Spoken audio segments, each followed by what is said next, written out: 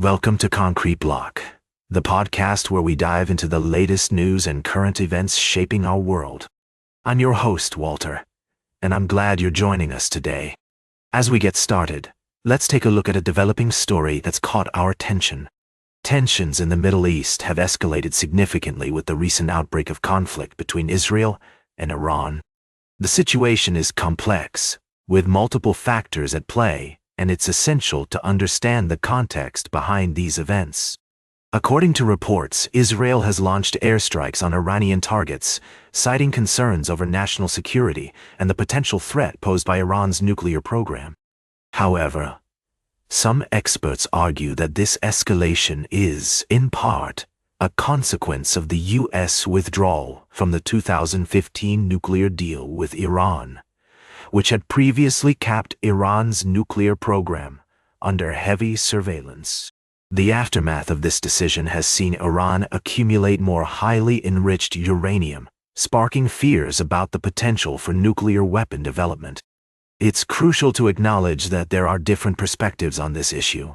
Some believe that military action is necessary to protect national interests and prevent the proliferation of nuclear weapons. Others argue that a more diplomatic approach is needed, emphasizing the importance of dialogue and cooperation in resolving conflicts peacefully. As we navigate this complex landscape, it's essential to consider the various viewpoints and strive for a nuanced understanding of the situation. The consequences of this conflict have far-reaching implications, not only for the region, but also for global stability and security. In the U.S., politicians are weighing in on the issue, with some calling for a more cautious approach and others advocating for stronger support for Israel. Senator Chris Murphy has pointed out that the current crisis is, in part, a result of the U.S. withdrawal from the nuclear deal, highlighting the need for a more thoughtful and strategic approach to foreign policy. As we continue to follow this story, it's clear that there are no easy answers. The path forward will require careful consideration of multiple factors, including diplomatic efforts, regional dynamics, and the potential consequences of military action. We'll be right back with more of today's top news on Concrete Block. Welcome back to Concrete Block. We're glad you're still with us as we dive into a powerful and emotional story about resilience, transformation, and the fight for social justice.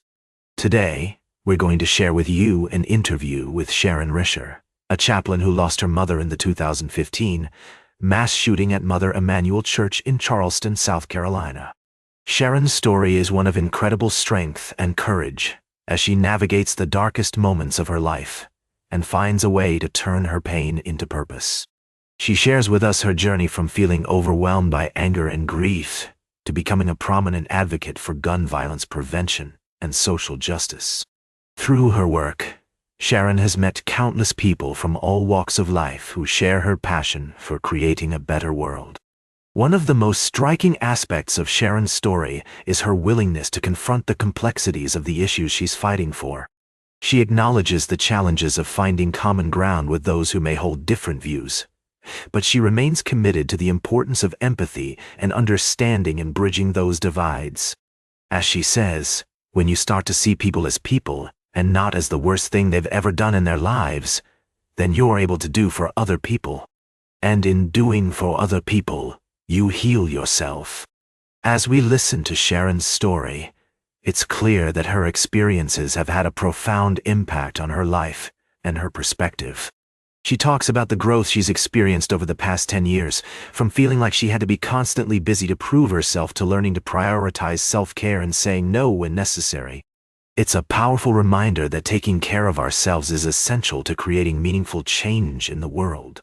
Sharon's journey is also a testament to the importance of community and the power of human connection.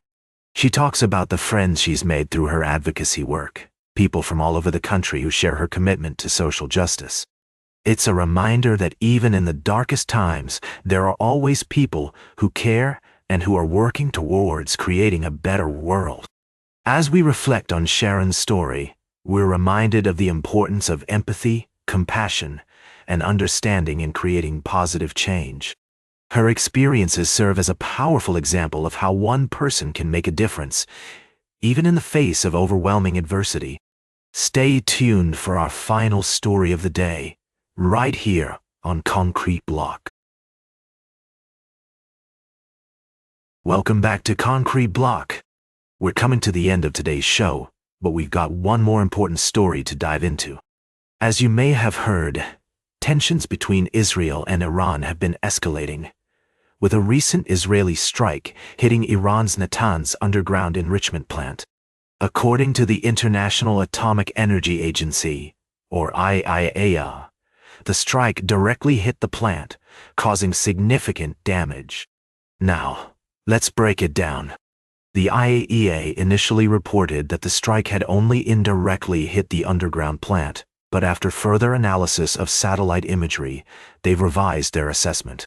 The agency says that the strike has likely caused significant damage to the centrifuges at the plant, which are used for uranium enrichment.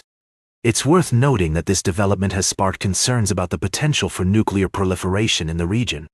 Iran has been enriching uranium up to 60% at its Fordo plant, which is close to the 90% threshold required for weapons-grade uranium. The IAEA has reported that several facilities at Iran's Isfahan nuclear complex were destroyed in the strike, including a plant that converted uranium into a form that could be fed into centrifuges for enrichment. We want to emphasize that this is a complex and sensitive issue, with multiple parties involved. We'll continue to monitor the situation and provide updates as more information becomes available.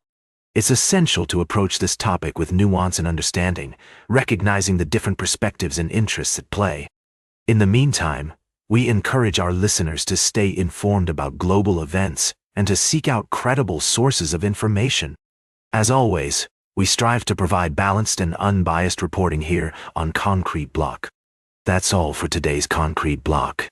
Remember to like, share, and subscribe, and until next time, stay informed.